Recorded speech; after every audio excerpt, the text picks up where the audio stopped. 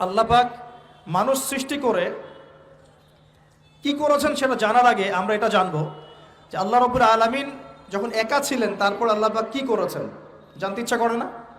আচ্ছা, আজকে আমরা হিস্ট্রিটা বলছি, শুনুন। আল্লাহ পাক একা ছিলেন, তারপর আল্লাহ সৃষ্টি করেছেন আরশে আজিম। আল্লাহ পাক সৃষ্টি করেছেন কি? আরশে আজিম। আরশ কি জিনিস? যেই আরশের ছায়ায় আল্লাহ পাক কিয়ামতের মাঠে 7 শ্রেণীর মানুষকে ছায়া দিবেন, যেদিন এই ছায়া ছাড়া অন্য কোনো ছায়া থাকবে না। আরশটাকে একটু বুঝি। একটা হাদিসের মধ্যে নবী সাল্লাল্লাহু আলাইহি ওয়াসাল্লাম বলেছেন, নবীর নাম শুনলেই দরুদ পড়বেন, বলবেন সাল্লাল্লাহু আলাইহি ওয়াসাল্লাম। নবীজি বলছেন, দেখো এই পৃথিবী থেকে প্রথম মহাবিশ্বের দূরত্ব হচ্ছে 500 বছরের পথ। কত বছর? 500 বছর। এভাবে দ্বিতীয় মহাকাশ থেকে তৃতীয় মহাকাশ দূরত্ব 500 বছরের পথ। এইভাবে প্রত্যেক আসমানের মধ্যে দূরত্ব হচ্ছে কত বছরের পথ? 500। সপ্তম আসমানের উপরে আছে সিদরাতুল মুনতাহা। কি আছে? এটা একটা কুল গাছ, বড়ই গাছ। নাসা আবিষ্কার করতে পেরেছে, অতএব বিশ্ববাসী বিশ্বাস করবে না। নাসা যদি কালকে বলে হ্যাঁ পাওয়া গেছে সিদরাতুল মুনতাহা, তাহলে বিশ্ববাসী বিশ্বাস করবে। একটা শিরকি দর্শন চলছে, কুফরি দর্শন। ও যখন বলবে হ্যাঁ, তখন সবাই বলে হ্যাঁ, যখন তারা বলে না, সবাই বলে না।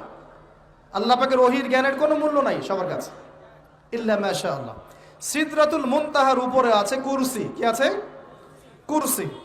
আল্লাহ পাকের কুরসি, যেটা আপনি আয়াতুল কুরসির মধ্যে পড়েন, ওয়াসিআ কুরসিয়ুহুস সামাওয়াতি ওয়াল আরদ, মানে আল্লাহ পাকের কুরসিটা আসমান জমিনকে ঘিরে রেখেছে।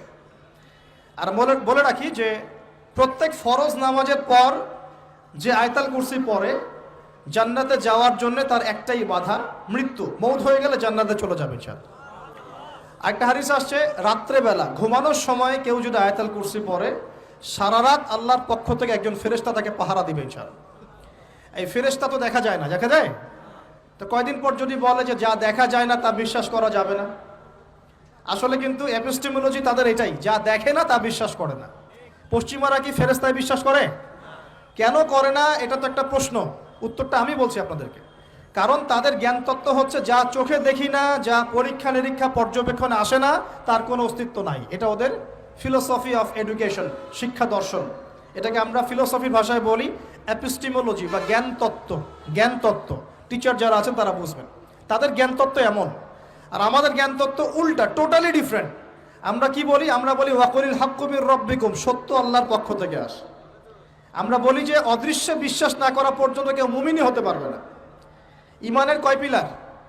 ইমানের কয় পিলার? 6 পিলার।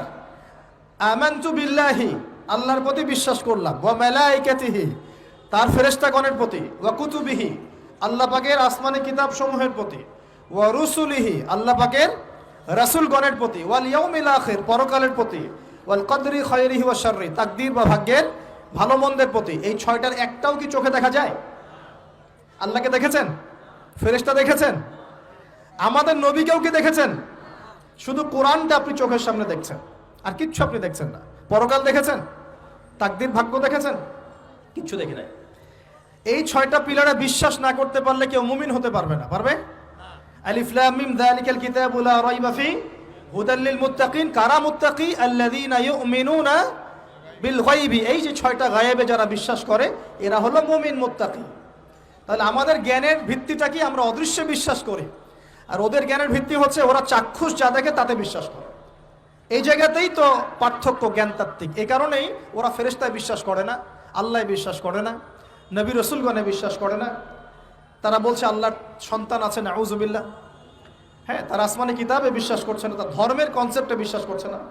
তারা পরকাল, পুনরুত্থান, হাসর, কিয়ামত, মিজান, পুলসিরাত কিছুই বিশ্বাস করে না। বিশ্বাসগত পার্থক্য এখানে। এখন মুমিন মুসলিম হিসাবে আমরা বিশ্বাস করি আল্লাহ পাকের ফেরেশতা আছে না নাই? আছে। এখন এই ফেরেশতারা 8জন ফেরেশতা, বড় বড় 8জন ফেরেশতা, তারা আল্লাহ পাকের আরশটাকে ধরে রেখেছে। কয়জন ফেরেশতা? 8জন।